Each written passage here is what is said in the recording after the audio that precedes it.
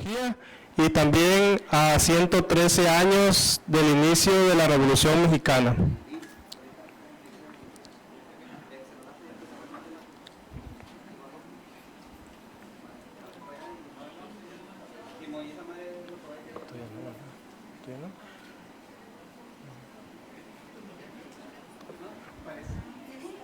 Estamos esperando también a que se transmita en vivo en la página de la Facultad de Historia. Pero vamos a empezar ya con el evento. La Universidad Autónoma de Sinaloa, a través de la Facultad de Historia y el Colegio de Historiadores de Sinaloa, COISIN, les invita a esta mesa titulada Sociedad y Economía en el Sinaloa Revolucionario. Tenemos 4 ponentes. Tenemos a la doctora Venecia Citlali Lara Caldera, al maestro de ciencias Rafael Ayala Aragón y al doctor Gustavo Aguilar Aguilar, también al doctor Arturo Carrillo Rojas.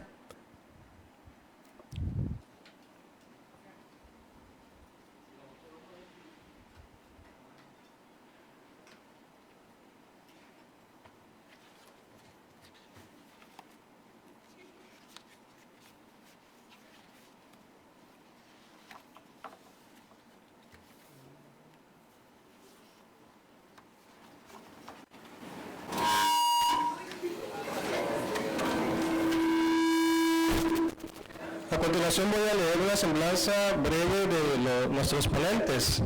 Voy a comenzar con la doctora Venecia Citlali Lara Caldera. Ella es doctora en Historia por la Universidad Autónoma de Sinaloa.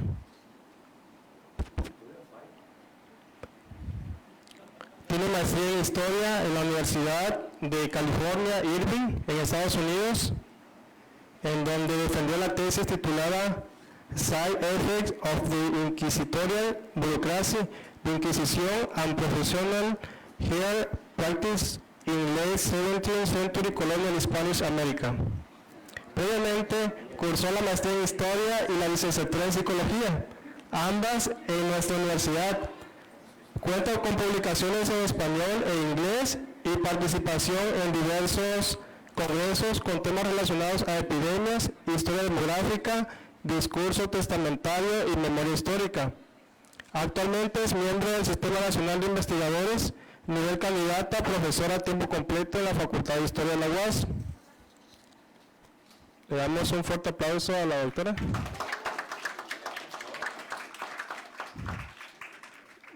Voy a leer los currículums. También está el doctor Gustavo Aguilar. Él es licenciado en Economía por la Universidad Autónoma de Sinaloa. Tiene una maestría en Historia Regional, también en la UAS, y un doctorado en Ciencias Sociales en la Universidad Autónoma de Sinaloa, también con la Universidad de Sonora. Actualmente trabaja en la Facultad de Historia de aquí de la Universidad Autónoma de Sinaloa y es profesor e investigador de tiempo completo, titular C. Sus líneas de investigación son la historia económica, empresarial, financiera. Tiene diferentes reconocimientos y también ha publicado diferentes libros. Su ponencia se titulará Banca y Revolución en Sinaloa. Gracias, doctor, por acompañarnos.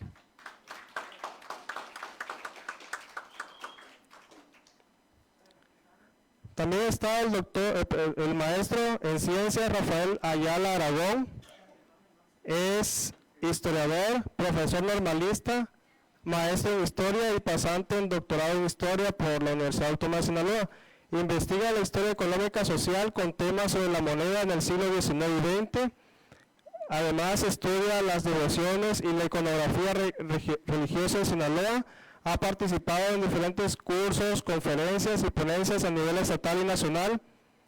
Ha sido maestro y tutor de tesis de licenciatura y maestría. Ha participado como invitado en programas de radio para conversar sobre historia sinaloense y también conduce el programa de aquí de la Facultad de Historia. Actualmente es profesor de la Facultad de Historia, coordinador del Archivo Histórico de la Facultad. Y le damos un fuerte aplauso al maestro.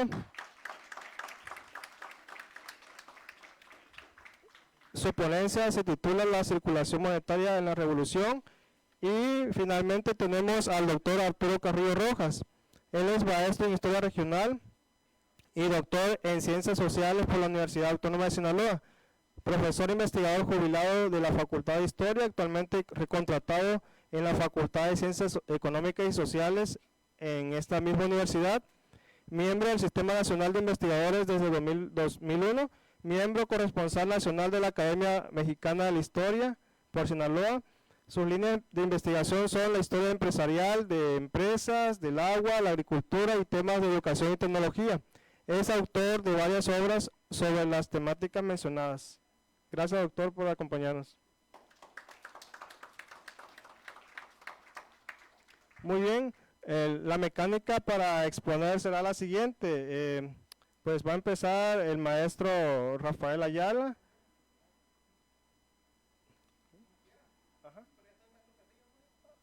Ok. Bueno, doctor Carrillo, ¿empieza usted?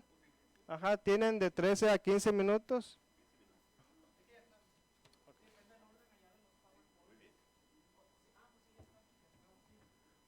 Bueno, ¿sí se oye? ¿Se oye? Sí. Bueno, pues quiero agradecer en primer lugar aquí a la facultad, ¿verdad?, por haberme invitado, también al colegio el Colegio de Historiadores, Colcin, que fue una invitación conjunta y soy parte también del colegio, entonces con todo gusto estoy aquí. ¿No se oye, verdad? A ver, no se oye muy bien. Me tengo que acercar. Muy bien, Caro. A ver, ¿se oye mejor? ¿Se oye mejor? A ver, algo está fallando allá. Todavía no cuentan los 15 minutos, ¿no? Pero tampoco funciona, creo. Tampoco sirve. A ver. Bueno.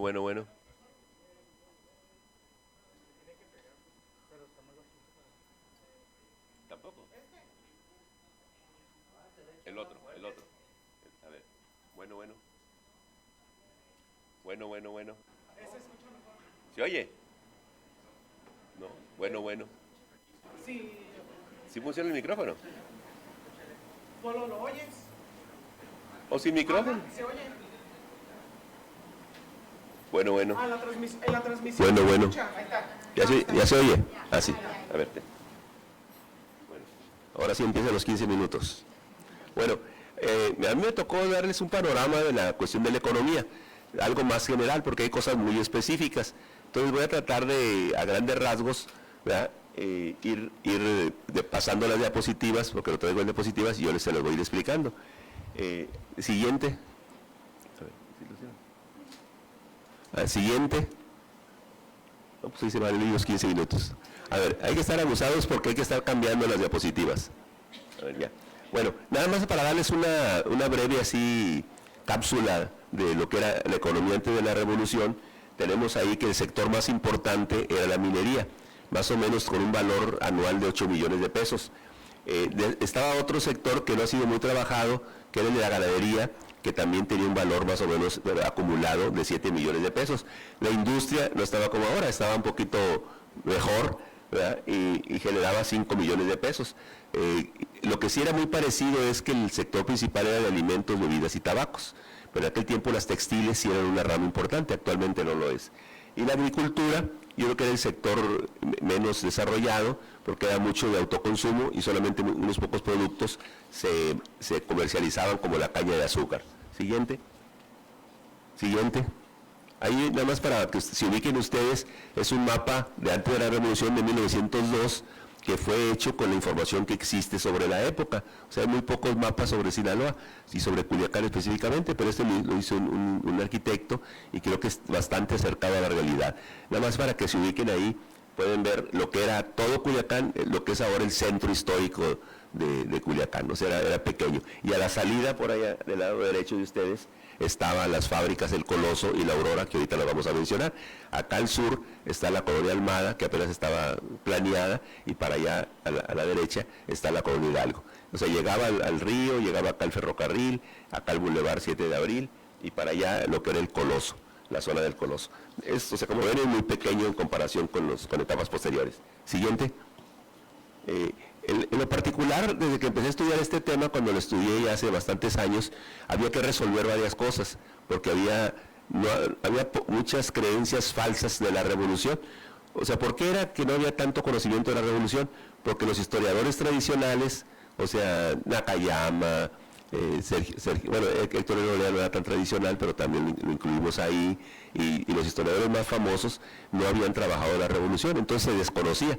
Entonces lo que hicimos fue primero empezar a estudiar pues, los informes de gobierno, periódico oficial, para tratar de determinar qué había pasado de la revolución. Se conocían los hechos militares, nada más, las acciones militares, pero todo lo demás se desconocía. Entonces aquí yo en general me ubico desde aquel tiempo en 2 etapas, la primera etapa muy violenta, la segunda etapa menos violenta, la primera de 1910, 11 hasta el 15, y ya la segunda etapa del 16 al 20.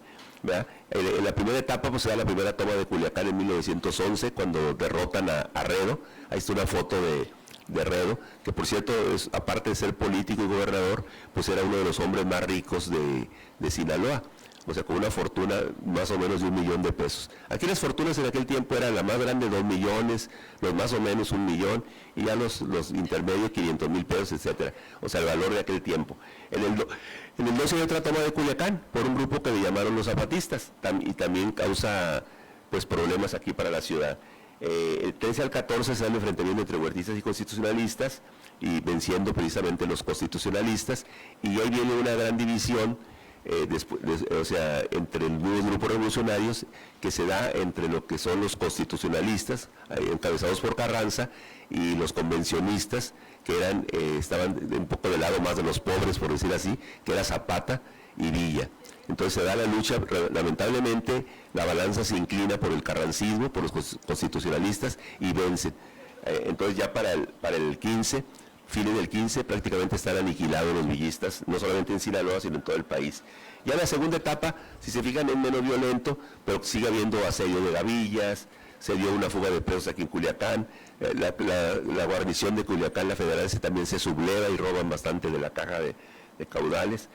Hay huelgas como en el Rosario, huelgas obreras, aquí se empieza a ver las primeras huelgas obreras de los mineros.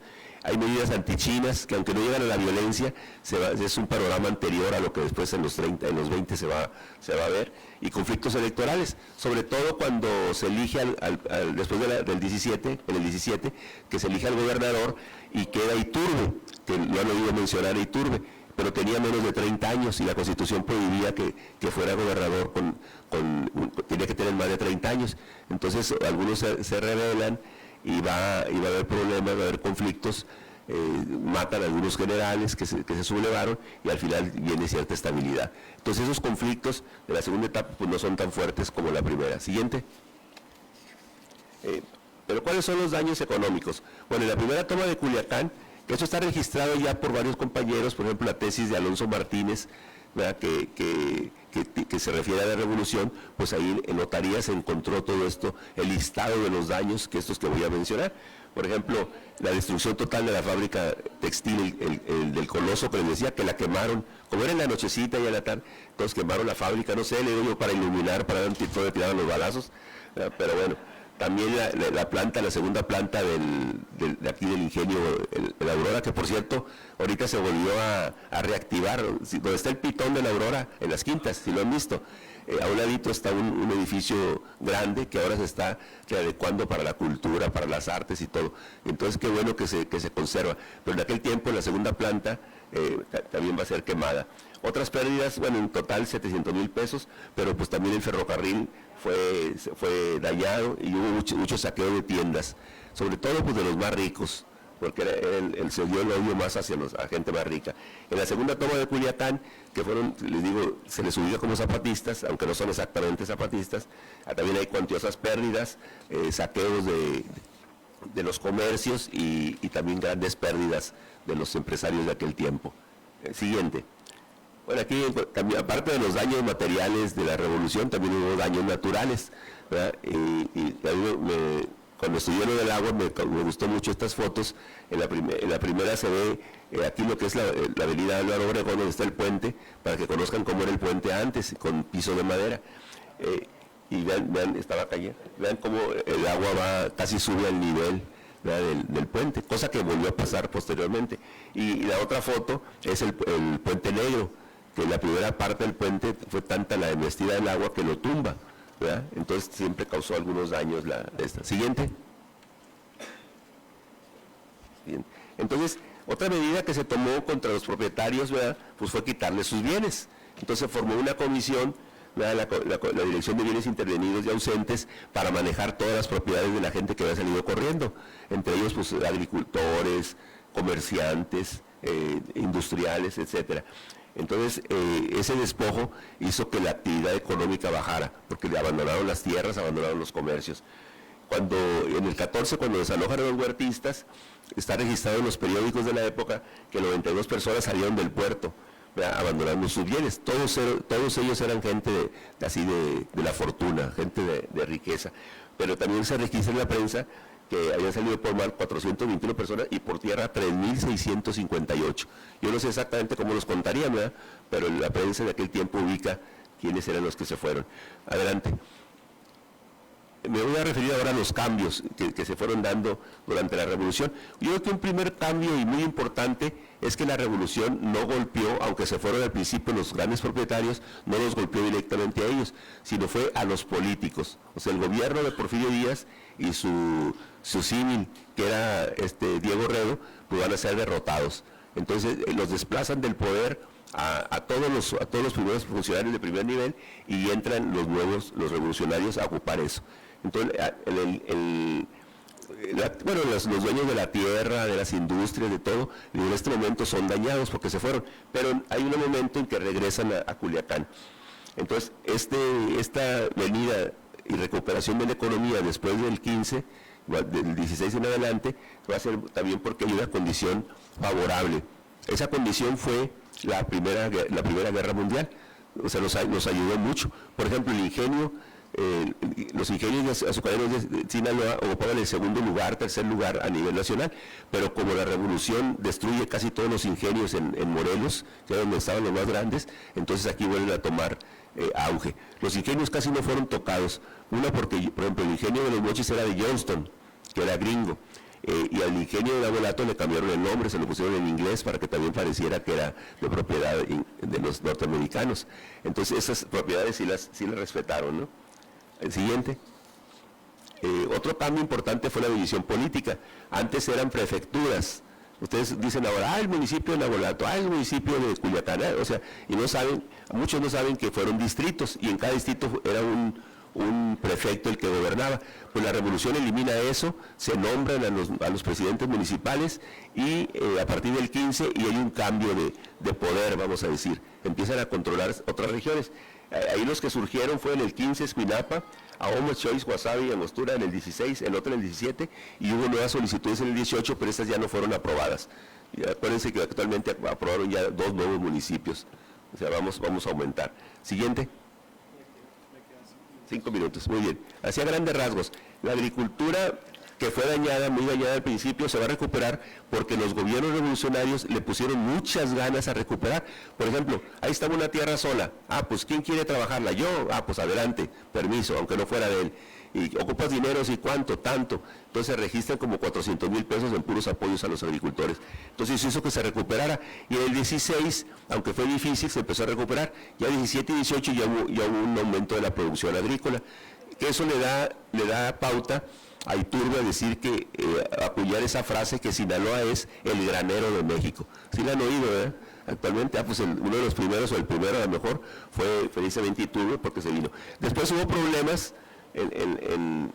por ejemplo, con las cosechas, con la siembra de tomate y garbanzo, y ya después el plan de Agua Prieta, que también va a causar problemas con el ferrocarril, y las exportaciones no se pueden dar. Siguiente.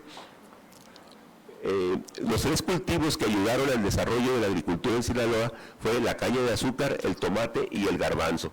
La diferencia está en que la caña de azúcar fueron grandes propietarios, Redo, Johnston, Almada, y en cambio el tomate, el garbanzo y otros productos son pequeños propietarios, y de ahí viene el origen de las fortunas que ya conocemos mucho hasta la actualidad. Siguiente.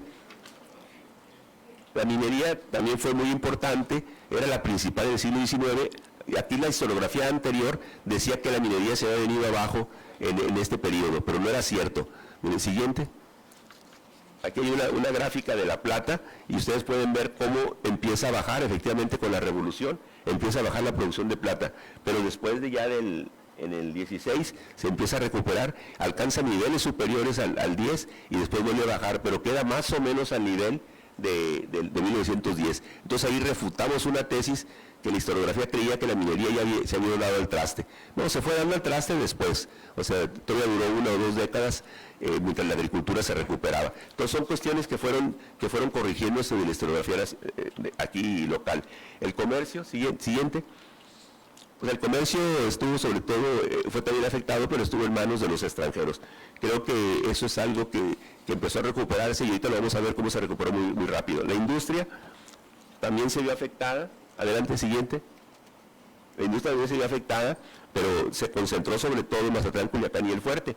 Ahí destacan sobre todo los ingenios y otras fábricas. Siguiente. Entonces ya este es el último punto para terminar en esta. Siguiente. No, ahí está bien del anterior. O sea, los cambios en la actividad económica y surgimiento de nuevas empresas. Este es muy importante, esta es otra línea. Cada uno de estos puntos que les dije son líneas de investigación. O sea, la actividad, la estructura política de Sinaloa, la agricultura, la minería, el comercio, las empresas, los empresarios, todos son temas de investigación. Por eso traté de hacer como un pequeño, decirles algo sobre cada una. Siguiente. Nosotros hemos localizado en el archivo de notarías, o sea, cada vez se localizan más. Últimamente ya casi nadie está trabajando esto, pero es un tema muy interesante, cómo surgen las empresas. Y ahí se ve, ¿verdad?, que hubo como 2 etapas también. En la etapa violenta, poquitas empresas, 37, y en la etapa menos violenta, 139, creación de empresas. Hasta antes de que yo hiciera esta investigación, la tesis, un compañero de tesis de doctorado, había localizado como 89 empresas. Yo localicé mucho más revisando el archivo. Siguiente. Aquí podemos ver cómo durante el periodo conflictivo de la revolución hubo poca creación de empresas, y después de que termina el periodo conflictivo, aunque sigue siendo revolución, vemos que hay un gran crecimiento de las empresas. Siguiente. Aquí, bueno, siguiente. Aquí lo vemos en una gráfica, como Mazatlán, si se fijan, es la que tiene mayor número de empresas, se crearon 88 empresas. También el comercio es el que va a tener mayor actividad, es decir, el comercio empieza a reactivarse y desde entonces va a ser uno de los principales. La industria aquí también se ve importante y la minería se ve cómo va decayendo, pero poco a poco pues va perdiendo peso, sobre todo va creciendo. Y la última, siguiente, y la última diapositiva que les traigo es esta, pero ya es por sector y etapa. O sea, aquí están las 2 etapas. Si ustedes pueden ver, en la primera etapa no hubo creación de empresas agrícolas. ¿Por qué? Porque todos andaban corriendo. O sea, por la revolución, ¿no? ¿Quién iba a ponerse por una fábrica? Y en la segunda, no todas se registraron. Por ejemplo, la empresa, la Santa Teresa, que surgió en 1917, no está registrada. Pero los que la formaron, y nosotros surgimos en el 17, por la familia Podesta, de italianos. Entonces hay muchas empresas que no están registradas, pero por lo menos esto nos da un indicativo de cómo estaban. Y si se fijan, la industria estaba más o menos importante, pero el comercio rebasa todos los límites. Había otra parte sobre la cuestión que le eliminé, sobre la cuestión de los ingresos fiscales y todo, que es otra rama que no está muy trabajada, que les recomiendo. Eso hice un trabajo yo con un alumno de licenciatura, es el único trabajo que hay sobre la cuestión fiscal, pero creo que vale la pena retomar alguno de estos temas. Muchas gracias.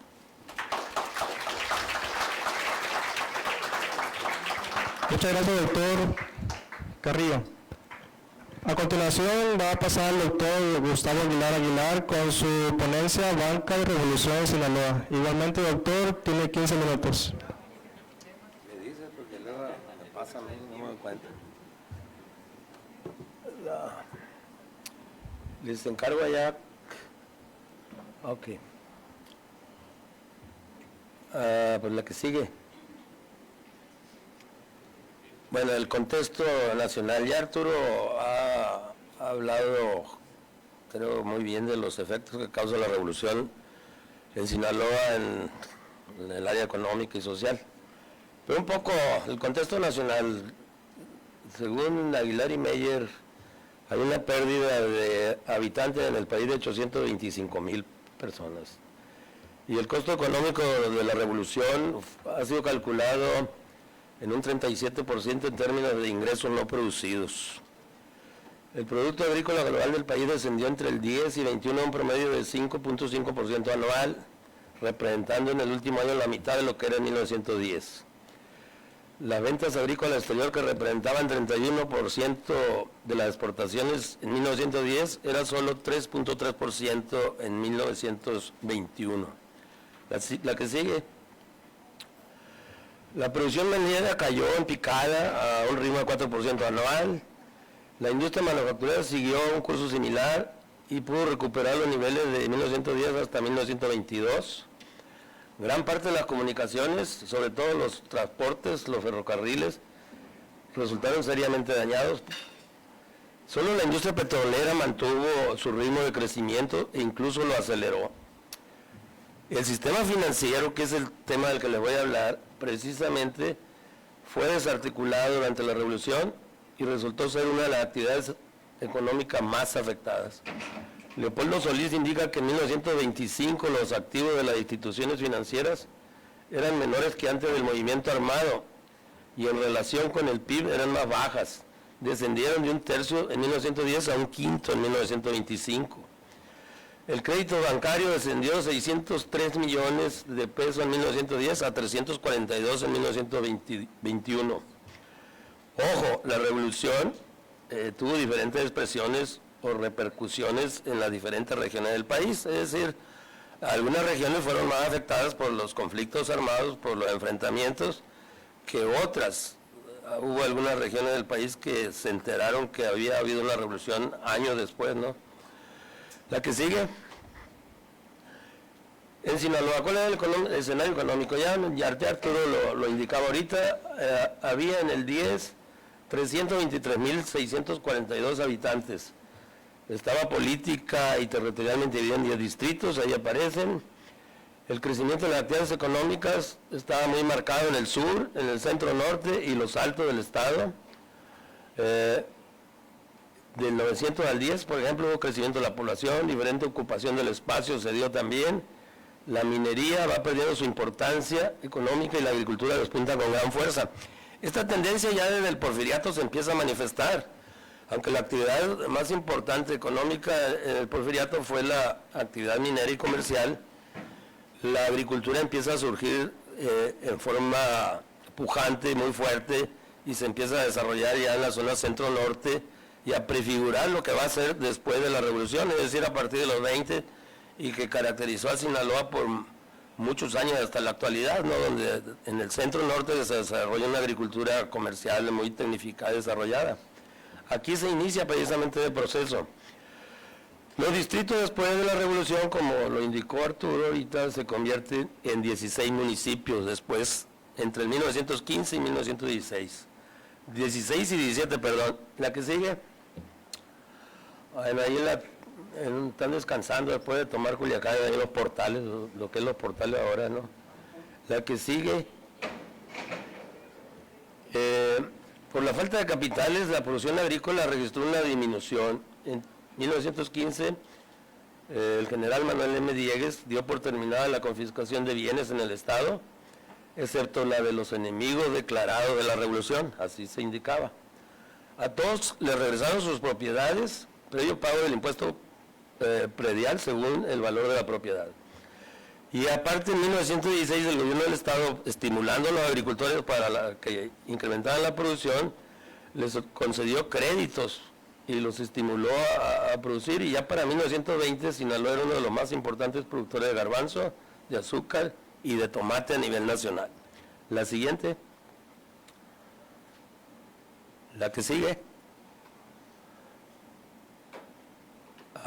Antes, no, la regreso, por favor. La que sigue. Bueno, factores que influyeron para el crecimiento sostenido de la producción de azúcar en Sinaloa. Bueno, Arturo señalaba que una de las ramas que crece en esta época de revolución, que se supone todo estaría al traste, pues es el contrario de lo que ocurrió en otras partes del país. En Sinaloa la rama azucarera tiene un crecimiento muy importante, ¿no? Y de hecho, después de la revolución, Sinaloa se convierte en el primer productor de azúcar a nivel nacional. con los ingenios azucareros más tecnificados, cuando ese lugar previo a la revolución, pues estaba en segundo o tercer lugar, más bien el estado de Sinaloa. Pues influyen, una era que fueron destruidos gran parte de los ingenios azucareros del centro del país, que era la primera zona productora de azúcar. Otro, la Primera Guerra Mundial también incrementó la demanda del azúcar por la destrucción que se hace de los campos de producción de remolacha azucarera en Europa, y además que se incrementa el precio del azúcar, lo que estimuló más a los productores a incrementar la producción del mismo en el estado. Tan solo de $5 pasó, en 1914 que valía el saco, dice, pasó a 18 $18 después de esa fecha, no, de $5 que se comercializaba al inicio de la revolución, pasó después, dice, para el 14 a $18 después de esa fecha. La modernización del ingenio azucarero y la organización con que contaban los productores de azúcar también del estado fue muy importante. Ellos estaban organizados en un sindicato azucarero, así se llamaban los productores de azúcar, y se habían distribuido el mercado del norte y noroeste del país con cuotas, y para eliminando la competencia entre ellos mismos, más bien cooperando, ¿no? Y eso les ayudó bastante. La que sigue. Ahí está, se ve claramente que va al alza la producción de azúcar en el estado. La que sigue, una gráfica que muestra precisamente la tendencia, muy claramente se ve como en el estado de Sinaloa la producción azucarera es como si no hubiera habido revolución, ¿no? La siguiente. Los comerciantes y la actividad comercial, también se hacía referencia que algunos comerciantes desaparecieron y otros, en este caso, surgieron otros casas comerciales. Ya se señalaba la gran cantidad de empresas que se fundan en esta etapa. Como en toda época crítica, como siempre sucede con las crisis económicas, unos fracasan y para otros son oportunidades de crecer, ¿no? O de establecerse, o de surgir, o desarrollarse. Entonces ahí aparecen las casas comerciales que desaparecieron durante la revolución y las que aparecen de nueva cuenta en el área comercial específicamente. La que sigue. Bueno, específicamente sobre la banca en Sinaloa, ¿qué efectos trajo la revolución? En 1910 se contaba con 3 instituciones, 3 en Mazatlán y 2 en Culiacán. Estaba una sucursal del Banco Occidental, del Banco Nacional de México en Mazatlán, una sucursal del Banco de Londres y México, y la casa matriz del Banco Occidental de México. Desde 1889 se había establecido el primer banco en Mazatlán. Y en Culiacán, una sucursal del Banco de Sonora, que tenía su sede en Hermosillo, Sonora, y una agencia del Banco Occidental de México. En los primeros años, en la primera etapa, como indica Carrillo, pues no fue tan fuerte en el caso de Sinaloa, en realidad no fue tan destructiva la primera etapa de la revolución maderista, dirían algunos. Es decir, cuando se inicia la revolución mexicana, las luchas armadas, y triunfa Madero en 1902, que llega al poder Francisco Madero, los banqueros consideraron que no había habido muchos cambios, es decir, realmente Madero y los revolucionarios no estaban contra el capitalismo, no estaban contra la destrucción de la empresa. Ellos continuaron funcionando con las puertas abiertas a los bancos y siguieron concediendo créditos. Pero en 1913, a raíz del golpe huertista y de la lucha de los constitucionalistas contra los huertistas, entonces sí que se viene la etapa más cruenta de la Revolución Mexicana, y también en Sinaloa se vieron afectados. Muchos bancos cerraron las puertas al público y algunos de ellos incluso retiraron buena parte de los fondos que tenían acumulados, los recursos metálicos y monetarios que tenían hacia el exterior. Además, le dieron el apoyo a Victoriano Huerta, es decir, cometieron un gran error de tipo político ahí. Apoyaron a Huerta con recursos y además Huerta intervino en muchos bancos y tomó esos recursos para financiarse. Lo mismo hicieron los constitucionalistas. Entonces Venustiano Carranza nunca les perdonó ese hecho, ni los constitucionalistas en general, a los banqueros, y en 1916 crea una comisión de incautación de bancos, la Comisión Monetaria le llamaron, donde se incautaron todos los bancos existentes en la República, se hizo inventario de los bienes, que la mayoría los había sacado del país. Entonces, prácticamente desaparece el sistema bancario durante esos años, desde el 13 hasta 1921, cuando Álvaro Obregón decretó la desincautación del sistema bancario privado, precisamente porque consideraba que para poder consolidar el poder político que habían alcanzado, necesitaba de luego reestructurar el orden económico. Y un elemento fundamental para eso era reestructurar el sistema bancario que había sido desarticulado, ¿no? Ok, la que sigue, este es el Banco de Sinaloa, que eso ya fue en el siglo XX, en las primeras décadas. La que sigue, ¿cómo se financió entonces el crecimiento económico durante este periodo? Si estamos hablando que para 1920 gran parte de la economía sinaloense se había recuperado a los niveles que tenía previos a la revolución en 1910, si el sistema bancario no estaba funcionando. Entonces, hay tres elementos. Yo creo que una parte fue por autofinanciamiento de las propias empresas, otra parte del financiamiento fue que resurgió el crédito prebancario que llamamos nosotros, otorgado por los prestamistas y comerciantes. Y otra fuente fue de recursos del exterior, tanto de Estados Unidos como de otras partes de la República Mexicana. La que sigue, aquí por ejemplo una muestra del Registro Público de la Propiedad nos muestra cómo hubo un resurgimiento del crédito prebancario. De esa muestra que les digo, entre 1912 y 25, participaron un poco más de 50 prestamistas y realizaron un total de 81 préstamos, haciendo una cantidad de 846,000 pesos. De ahí destacan 10 prestamistas, están ahí, los Cloutier, los Redo, Palazuelos, los Almada, los Barney, Rosario Amador, que dan un poco más de la mitad del crédito total que dieron los 50 prestamistas, a través de 35 créditos solamente. Es decir, estos se pueden ubicar como los principales que estuvieron participando en la intermediación financiera informal. La que sigue. Ya para terminar, en 1925, aunque se da ya la reestructuración de la banca en el Estado, el restablecimiento de las instituciones financieras, porque ya contamos con más instituciones, si se fijan, 1, 2, 3, 4, 5, 6. Hay 6 instituciones para 1925 y en 1910 solamente había 5.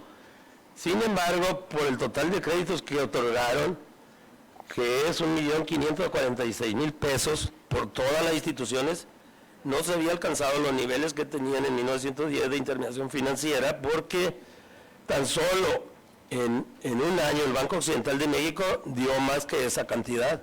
Es decir, aunque ya tenemos un proceso de recuperación de la banca por la revolución, no habría alcanzado los niveles que tenía en 1910. Y con eso concluyo.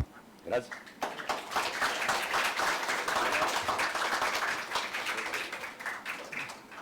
Gracias, doctor Gustavo. No, estuvo muy bien. Muchas gracias por ajustarse a los tiempos. Igual pueden ir preparando sus preguntas. Al final vamos a tener una ronda de unos 10 minutos. A continuación, el maestro en ciencias, Rafael Ayala Aragón, nos va a dar su ponencia, la circulación monetaria en la revolución. Muchas gracias, maestro. Igual tiene 15 minutos. Gracias, maestro Catarina.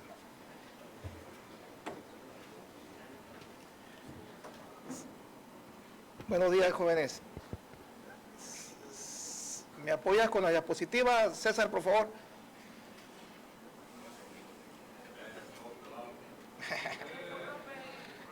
El que aplaude tiene punto extra, ¿no?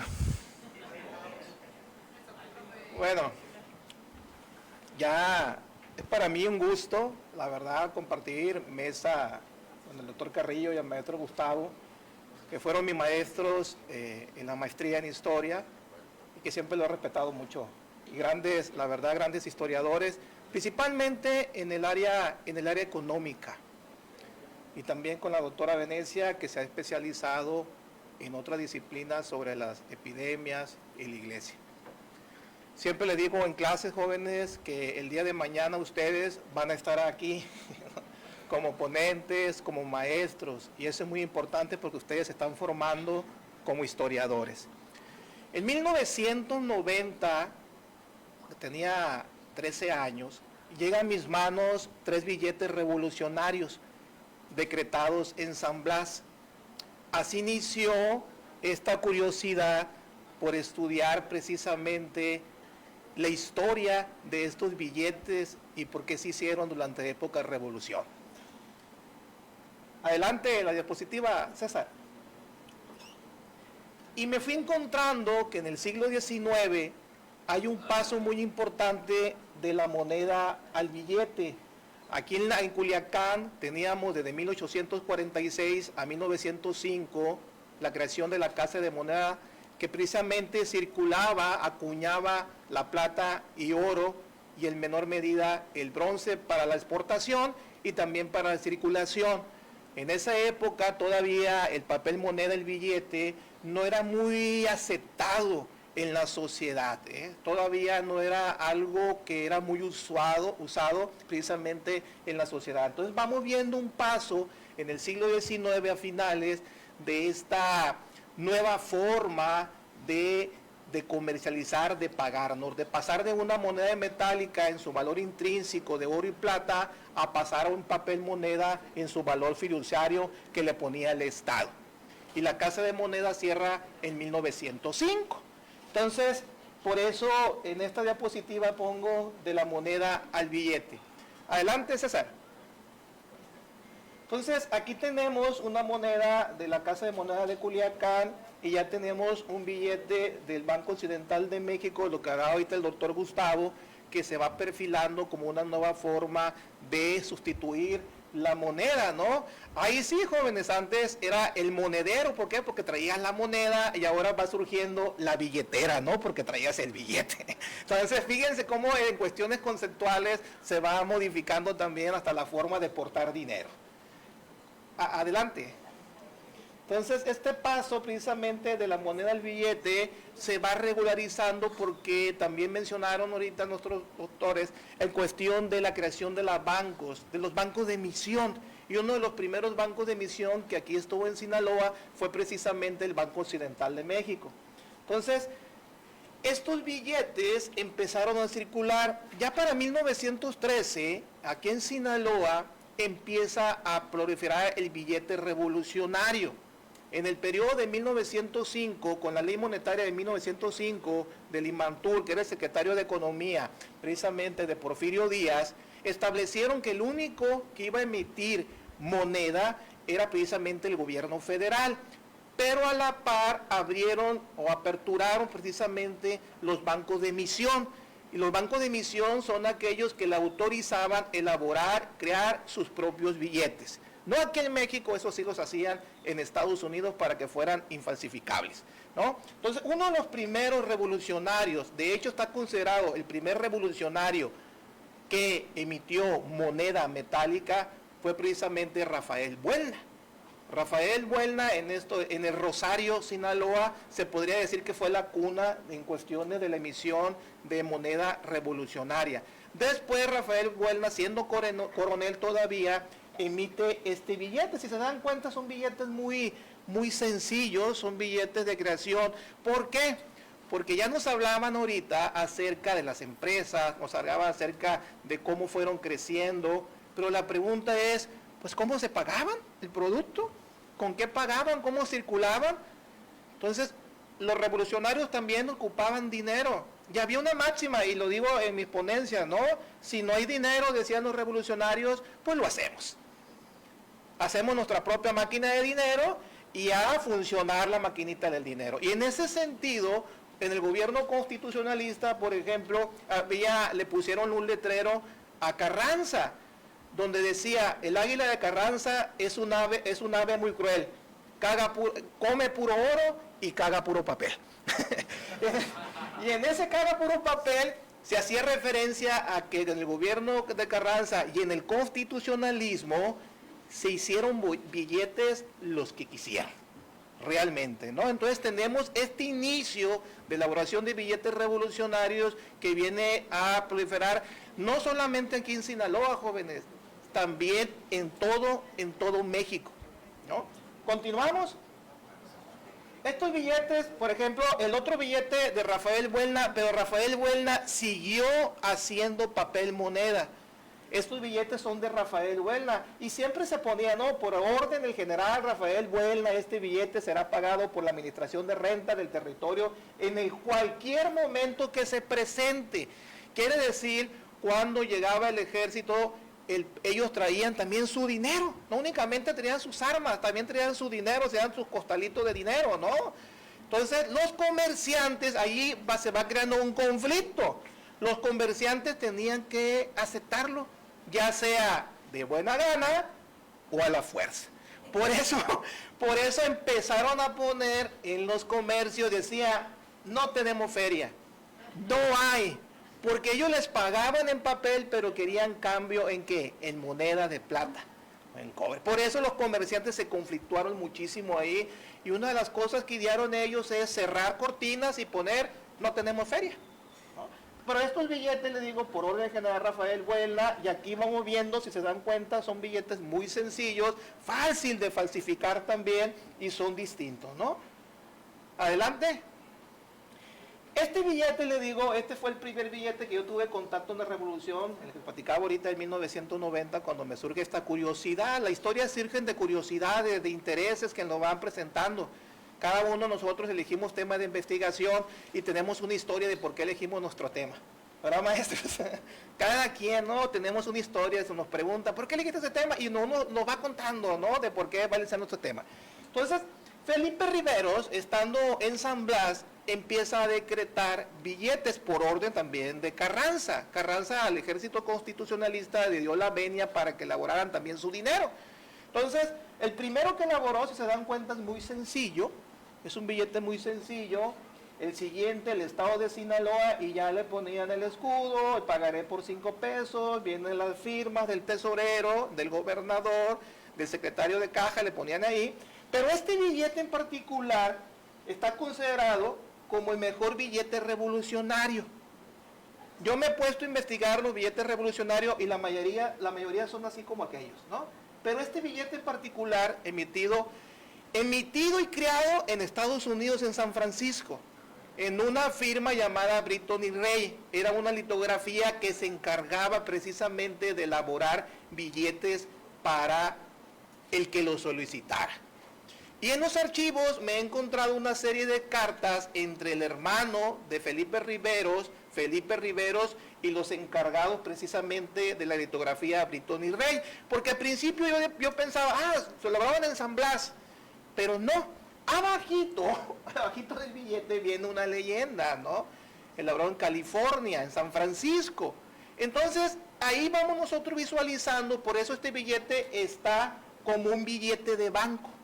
Si se dan cuenta, está Benito Juárez, Madero, es un billete que tiene candados que a veces a simple vista nosotros no lo podemos percibir, y hay una serie de billetes que precisamente vinieron aquí a Sinaloa y los decretaron en San Blas. No los hicieron en San Blas, ahí se decretó. Por eso dice el fuerte, ¿no? San Blas, el fuerte Sinaloa, en el año de 1913. Y este billete está considerado como uno de los mejores billetes revolucionarios porque fue diseñado como billete de banco. Yo creo que ni los bancos de emisión elaboraron un billete tan bonito y tan bien cuidado como este, porque también las litografías en esa época cuidaban mucho su prestigio, ¿no? Entonces, ese uno de los billetes que hizo Felipe Riveros. Adelante, César. 5 minutos ya. Voy agarrando vuelo, maestro Catarino. Álvaro Obregón también, el ejército constitucionalista, elabora este tipo de billetes. Si se dan cuenta, son muy diferentes, ¿no? Tenemos este billete aquí en Culiacán, le ponían el color o tinta roja. Y aquí algo muy importante, siempre por la parte de atrás vamos a ver nosotros un decreto. Decreto de circulación, sí, por el gobierno del estado. Se circulará por la fuerza, se decía. Entonces, empieza, en el mismo billete, por la parte de atrás ponían el decreto para que fuera por circulación forzosa. Y estos fueron algunos billetes emitidos a la orden de Álvaro Obregón cuando estaba aquí precisamente el ejército constitucionalista en Culiacán y su paso, ¿no? Le he seguido la pista al el que ese camino del ejército constitucionalista y por su paso, ese paso en Sinaloa elaboró billetes, paso por Jalisco elaboró billetes y por todo su paso recorrido a la Ciudad de México va elaborando y creando billetes para el pago de sus tropas y para el comercio también. Adelante, César. Y aquí le puse un decreto del gobernador interino Miguel Rodríguez, donde dice justamente que será, artículo primero, hay todo un decreto, ¿no? Artículo primero, será obligatorio, ¿sí? Los que se rehúsen pagarán una multa de 500 pesos. Entonces, estos decretos eran muy recurrentes en la revolución. Simplemente los comerciantes le decían, no quieres recibirlos, te multo. El gobierno te va a multar si no los recibes. Por eso hay gran conflicto revolucionario. El conflicto revolucionario en Sinaloa precisamente se da dando muchísimos de estos decretos. Adelante, César. Y aquí tenemos este billete. Este billete fue elaborado en Mazatlán, ¿sí? De 10 centavos, pero también hay de 2 centavos, precisamente de 10 pesos, de 20 pesos, que fueron elaborando estos billetes. Y se dan cuenta, poco a poquito le van poniendo color, le van poniendo por nominación, le van un color verde, un color rojo, un color azul, se van manejando, ¿no? Adelante. ¿Sí? Ángel Flores también cuando estuvo de gobernador elaboró sus billetes revolucionarios. Bueno, estos billetes ya en el estado de Sinaloa hay de peso y de 2 pesos. Y surgen otra vez las leyendas, ¿no? Por la parte de atrás de estos billetes, leyendas que decían que iban a circular a la fuerza y en un territorio propio. Adelante, yo creo que es el último ya. ¿Ya? Bueno, ¿qué vamos haciendo aquí? ¿Qué conflictos había en esta prolificación de billetes? Ya los maestros nos hablaban acerca del comercio, pero la pregunta es, pues, ¿cómo pagaban, no? ¿Cómo se comercializaba? Una de las haciendas azucareras lo que tenían eran, y lo buscaban ella, que me he encontrado también en el archivo, que decía, solamente pagarse en monedas de plata. No querían billetes. ¿Por qué no querían billetes, jóvenes? Porque precisamente su valor era muy efímero. Su valor era precisamente en la época, el espacio geográfico donde estaba el ejército. Cuando el ejército levantaba todo lo que tenía con sus casas de campaña, podemos hacer así, se llevaban también el billete. Entonces la gente se quedaba con los billetes en la mano sin ningún valor. Entonces estos conflictos que se dieron fueron muy recurrentes en la revolución y por eso tenemos una gran cantidad. Yo les puse algunos, pero hay una gran cantidad. Yo creo que aquí en Sinaloa hay más de 13 diferentes denominaciones de billetes revolucionarios. Hay muchísimos. Entonces, eso viene a dar estas nuevas formas también de hacer historia económica a través de estas aristas que les menciono, de cambio, de cómo acercarse a la historia de la revolución aquí en Sinaloa. Muchas gracias, jóvenes.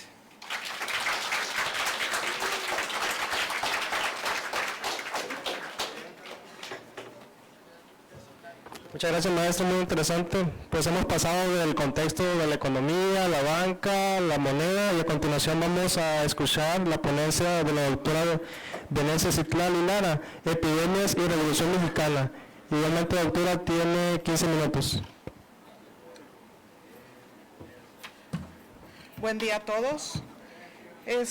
Digamos que epidemias en la Revolución Mexicana, cuando me invitaron me hizo el honor la directora de invitarme a esta charla, yo pensé en el tema más desde las epidemias, un panorama general. Y para alumnos de licenciatura vamos viendo cuáles son los puntos nodales de las epidemias y dónde principalmente hay huecos. Como hemos visto, se trastocó la vida cotidiana, pero sobre todo las cadenas de alimentación. Creo que lo que tienen en común mis 3 colegas, mucho de lo que nosotros leemos cuando hacemos historia de la salud, el insumo lo tomamos de la historia económica y de la historia social y de la historia cultural para detectar esas áreas de oportunidad donde pudo haber o no ciertas epidemias. Siguiente, ¿quién está en cabina? Están platicando. César.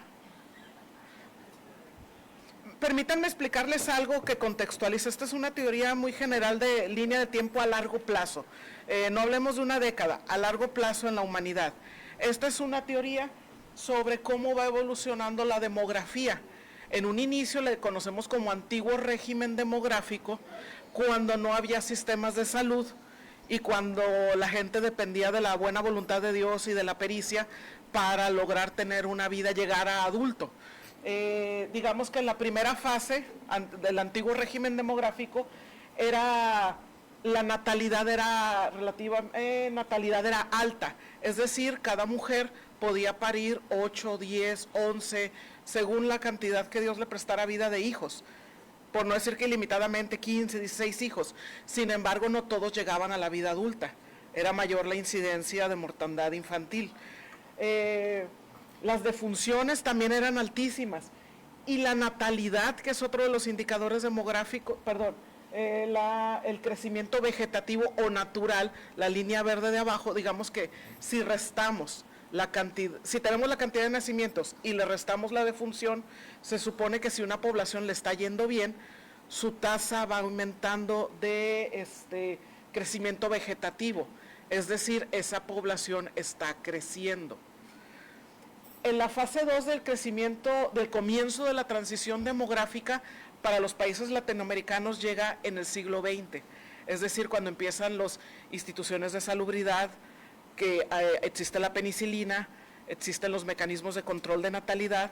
Por un lado, las mujeres empiezan a tener menos hijos, desciende la curva de la cantidad de hijos que tiene cada mujer, pero aumenta la cantidad de hijos que puedes llegar a ver adultos, porque hay penicilina, porque hay cuidados médicos, porque hay concientizaciones, y eso empieza aquí en Latinoamérica, digamos que en el siglo XX. Conforme avanzamos al final de la transición demográfica, digamos que en los 80s o 90s, tenemos que cada mujer tiene menor cantidad de hijos, es la línea que va bajando, las defunciones también bajan porque hay mayor expectativa de vida, la gente ya no muere tan joven, y por lo tanto las poblaciones en general es la línea que crece. Si se fijan, hay un punto, unas bajan, otras suben, las poblaciones crecen, aumentan. Esto es para enfocarnos en una larga historia, y digamos que la revolución sigue enfocándose, muy siglo XX y muy moderna y con ferrocarriles, pero sigue siendo parte de una fase del antiguo régimen demográfico, porque aún no tenemos consolidados, no hay sistemas de salud consolidados. Hay hospitales, hay médicos, hay cuidados paliativos, pero no están consolidados ni generalizados. Las mujeres siguen dando a luz muchos niños, no todos llegan a la vida adulta, y pues la gente no tiene alta expectativa de vida. Siguiente, César. Pero hablemos ya, enfocándonos a ese decenio de la revolución. Si todos asumimos que los censos nacionales son una fuente primaria muy valiosa, y el censo de 1910 tenía 15.160.369 habitantes. El siguiente censo, el de 1921, dice que había 14 millones de mexicanos, 334.780.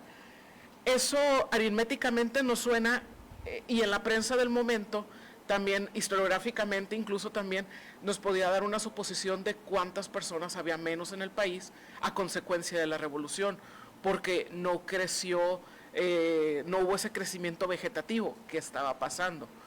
Siguiente, César. Eso nos da un número totote que se ha discutido mucho por los historiadores demográficos, que entre el censo de 1910 y el de 1921, esos eran los habitantes que habían, que faltan. Esos que faltan, 858,000. Es decir, personas que no fueron, es la aritmética final. No son las personas que murieron, son las personas que más bien no fueron repuestas por nuevos nacimientos.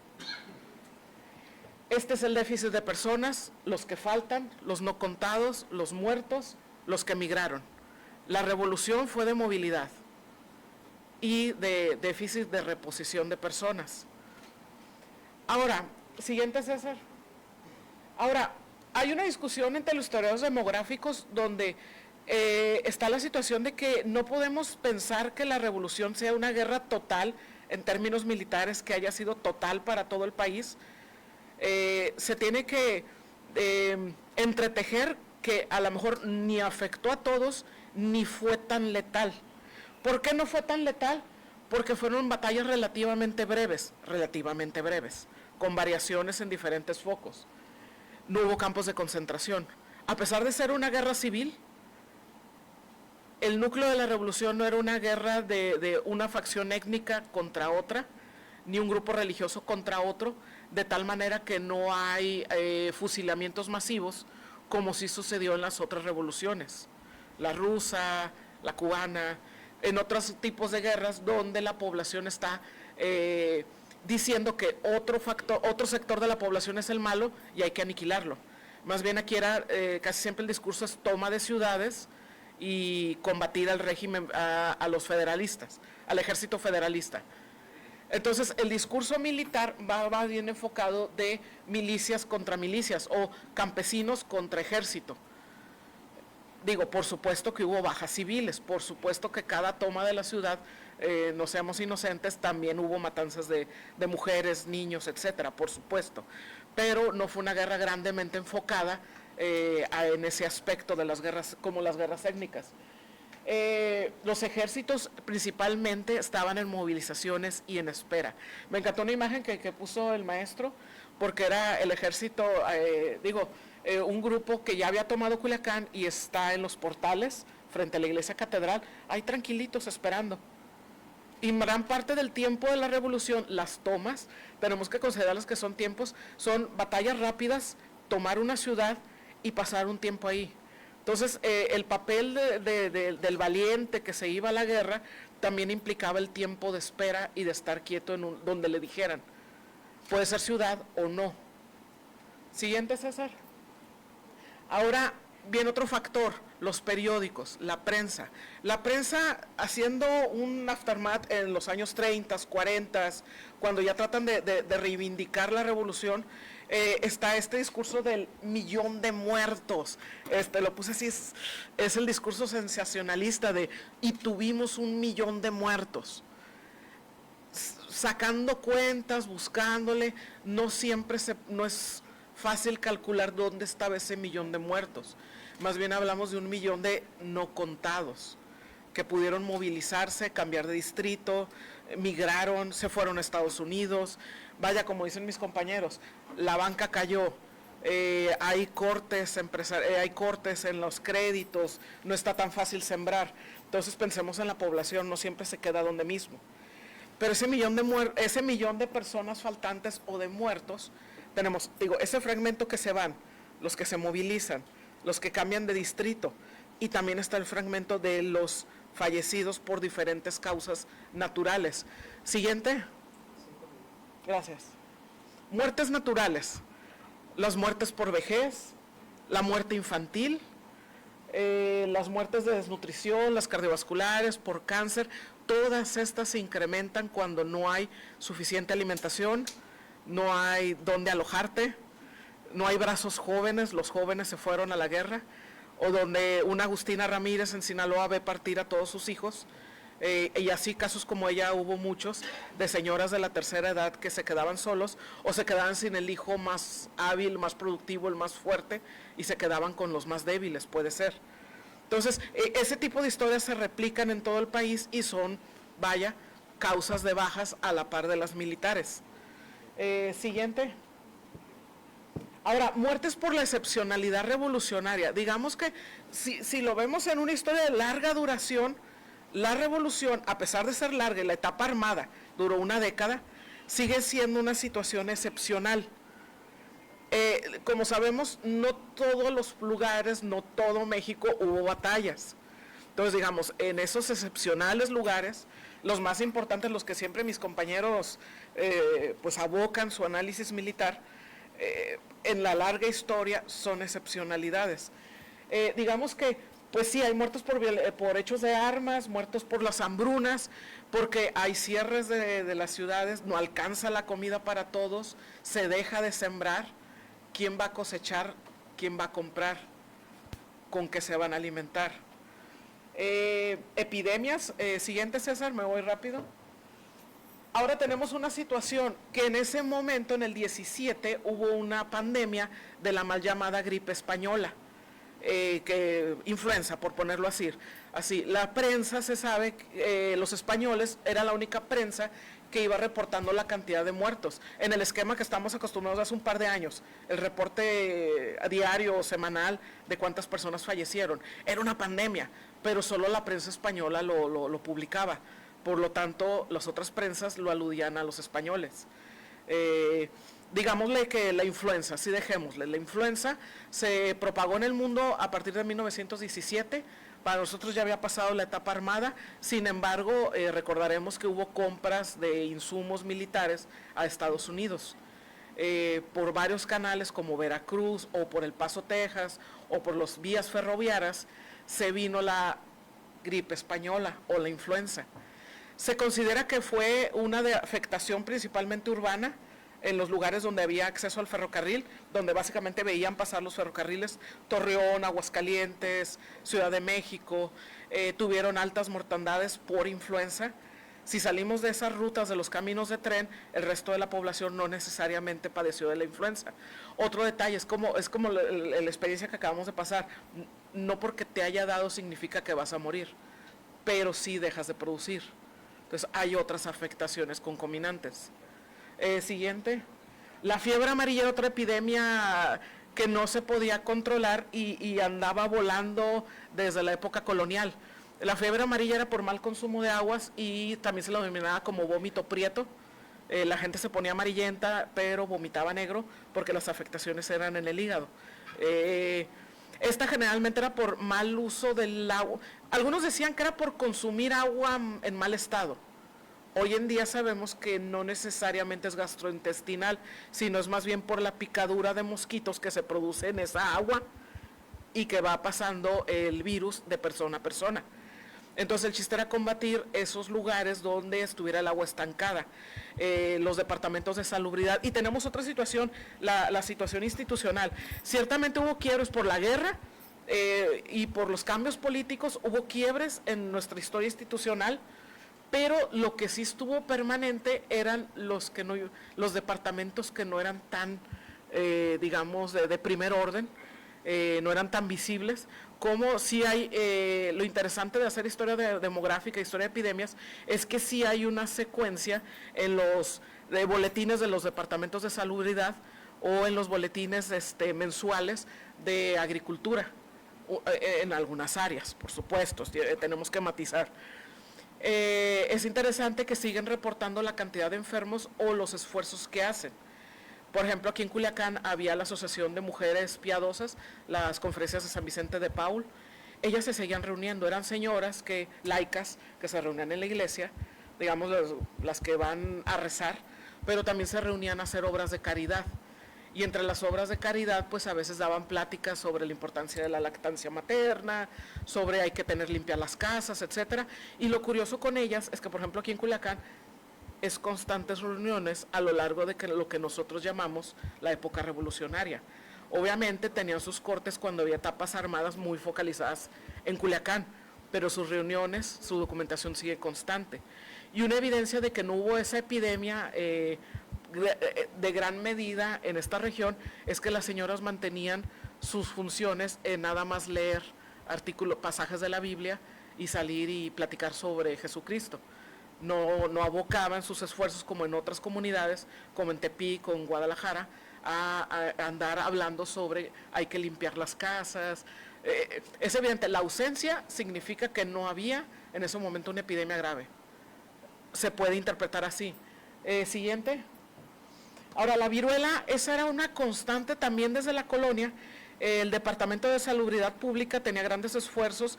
Desde la época del Porfiriato había jornadas de vacunación, pero no siempre esas vacunaciones eran efectivas ni ampliadas. Si hablamos de un Sinaloa que hay Culiacán, Mazatlán, ciudades, pero eminentemente agrarios, siguen muchas comunidades, no todas las personas bajaban o venían a Culiacán a vacunarse.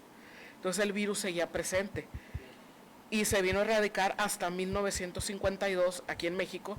Fue el primer país en erradicarlo de manera oficial y hasta el 79 a nivel mundial. Aquí en Sinaloa siguen los brotes.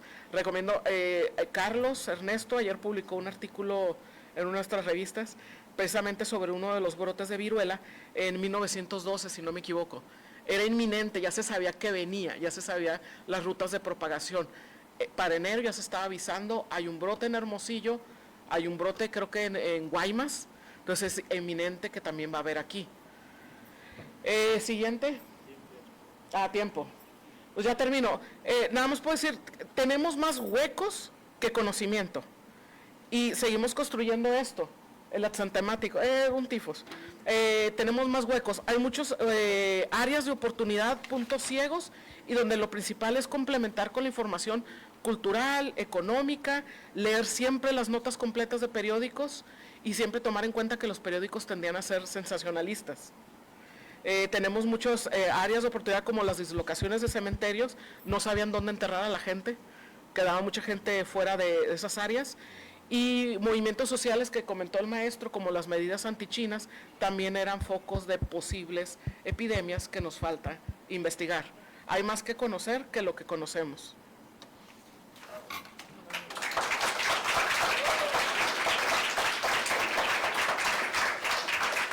Muchas gracias, estimada doctora. A continuación pasamos a una ronda de preguntas y respuestas. Quien guste participar.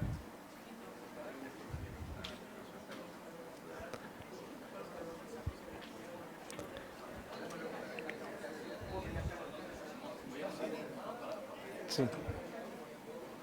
Aquí los jóvenes.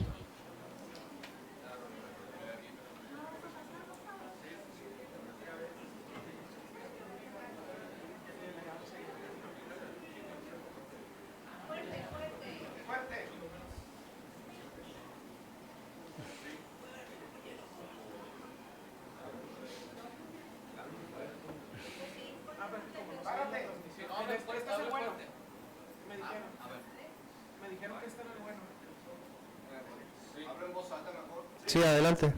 Lo malo que no se oye en la transmisión. Bueno. Mi pregunta es, siendo que solían quedarse estacionados en la ciudad de los soldados, nos preguntamos qué es lo que hacían al estar estacionados en los periodos de espera, qué solían hacer los soldados. Bueno, ¿hay otra pregunta? Pues, en este caso, bien regresa, pero si uno de ustedes cree que uno sabe más al respecto, sería... ¿Quién sabe más? Se emborrachaban, que la conozco, pero si alguien sabe más. Se emborrachaban, cotorreaban, bailaban. En la prensa, la verdad, en la prensa hay vestigios donde sí hacían desmantes, ¿no? Porque sí llega cierto, sí era un punto de, ahorita la doctora Venecia, decían, pues se quedaban quietecitos, tomaban, se quedaban, pero precisamente sí empezaban a tomar, empezaban a pelearse, estaban en espera, algunos, no hay soldado, dice que no se ha enamorado, empezaban a enamorar precisamente a las jóvenes de Culiacán, empezaban precisamente a esperar esas órdenes, pero sí tenían que ocuparse de hacer algo porque precisamente el ocio podía hacer otras cosas que no estaban permitidas. Entonces, en la prensa se manifestaban muchos pleitos entre soldados. También hay, yo he encontrado en la prensa que decía andaba marihuano, porque también podía haber marihuana, ¿no? O sea, a ese soldado andaba marihuano, mató a uno, corrió y se desmayó, porque también hacían eso. Entonces, parte de las cosas que hacían era, uno, resguardar la ciudad, hacer rondines, enamorar, tomar pulque y fumar marihuana. Lo que yo he encontrado en la prensa, ¿no? No sé si otro maestro. Si no hay nada que agregar, vamos a la siguiente. Muy bien, ¿alguna otra pregunta? Aquí el joven de lentes. Usted.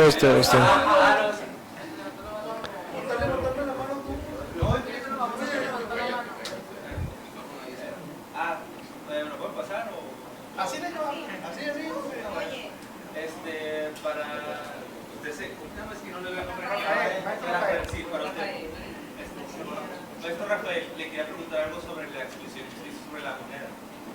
Cuando una persona quería intercambiar el billete con otro estado, porque usted dijo que cada estado tenía un billete propio, ¿no? ¿Cómo se hacía ese proceso? Pues, ¿cómo era? Porque también usted dijo que no había como que valor, así que, ¿cómo era la situación? Mira, es muy buena pregunta la que haces, porque había muchos conflictos en cuestión de comercialización o circulación monetaria. Las haciendas azucareras, en este caso de aquí de Sinaloa, en otros estados tenían a personas que le ayudaban a que se diera ese pago, pero la mayoría era el pago en moneda, en plata. O sea, solo plata. Sí, la mayoría de la comercialización era o banco de emisión, porque los bancos tenían un respaldo a través del gobierno también. Aquí está el maestro Gustavo, que ha trabajado más sobre la banca, tenían un respaldo económico por los billetes de emisión, pero los billetes revolucionarios tenían su valor de acuerdo a dónde estaba establecido el ejemplo. Entonces, sí era muy conflictivo en esa época intercambiar billetes, por ejemplo, villitas con carnecistas, imposible, ¿no? O sea, pero sí después el gobierno lo que hizo cuando ya se estabilizó la revolución, el gobierno sí le interesó para que la gente que tuviera billetes revolucionarios los cambiara por los billetes actuales. Eso sí se hizo, el gobierno sí los hizo. Pero así de cambiar uno por otro era muy difícil, por eso los comercios era pagar en blanco. Supongo que era la misma situación cuando se hacía esa misma situación en Estados Unidos, ¿no? Sí, en todas las revoluciones yo he encontrado en la elaboración de billetes. Por ejemplo, la Segunda Guerra Mundial, Alemania hizo muchos dólares y la libra esterlina. O sea, y eran falsificadores. Yo siempre he dicho que el falsificador es un artista, no cualquiera falsifica billetes. Tienes que ser un artista consolidado para poder falsificar un billete. Muchas gracias. Última pregunta al doctor Víctor Hugo Sosa. A ver si funciona esto. ¿Funciona? ¿Me escucha? Bien. Profesor Rafael, en esa emisión de billetes, seguramente usted lo sabe más que yo, y quisiera saber por qué le llamaban bilimbiques. Según la leyenda se cuenta, había un pagador en las minas había un pagador que se llamaba William Wick. Entonces las fábricas, en la revolución se hizo billete, precisamente cada ejército hizo su propio billete revolucionario. Pero hacer billete o hacer monedas en la época colonial, en el siglo XIX, era algo usual, era algo muy usual.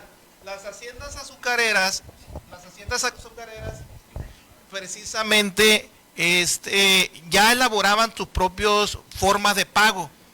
Las fábricas ya elaboraran sus propias formas de pago. Entonces, en esta leyenda que yo me he encontrado y que he leído, este pagador, William Wick, pues no le podían decir por su nombre y empezaron a decirle bilimbiques. Entonces, de ahí viene ese mote de decirle a los billetes revolucionarios bilimbiques, ¿no? Por esa mala pronunciación al inglés sobre el nombre de este pagador. De ahí viene, ¿no? Ya después se popularizó decirles a todos bilimbiques. Muchas gracias. Voy a leer la constancia que se va a entregar a cada participante. La Universidad Autónoma de Sinaloa, la Facultad de Historia y el Colegio de Historiadores de Sinaloa AC, en el marco de las Jornadas Universitarias del Conocimiento UAS 2023 y a 113 años del inicio de la Revolución Mexicana, otorga la presente constancia a Venecia Citlali Lara Caldera por su participación en la Mesa Sociedad y Economía en el Sinaloa Revolucionario, realizado el día jueves 23 de noviembre de 2023. Firman la directora de la Facultad de Historia, doctora María de los Ángeles Citlali García Murillo, y su servidor, maestro Catalino Escobar Macías, presidente del Colegio de Historiadores de Sinaloa. Lo mismo para los demás participantes, doctor Arturo Carrillo Rojas, doctor Gustavo Aguilar y maestro en ciencias Rafael Ayala.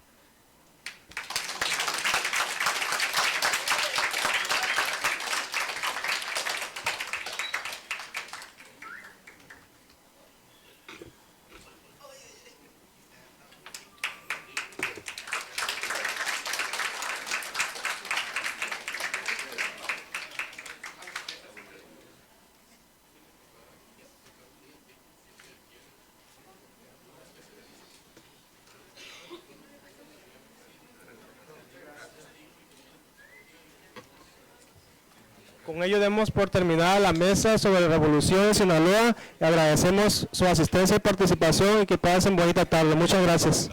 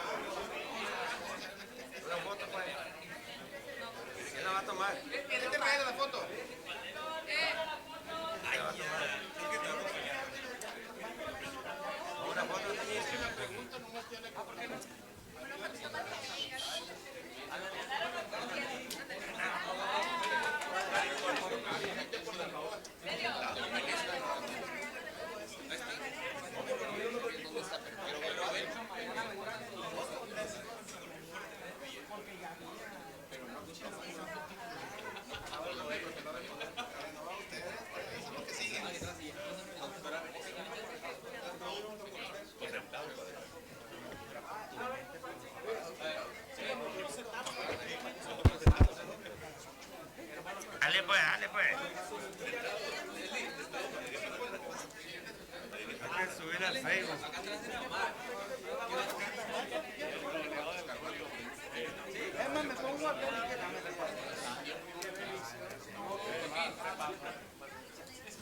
Subir a las redes sociales.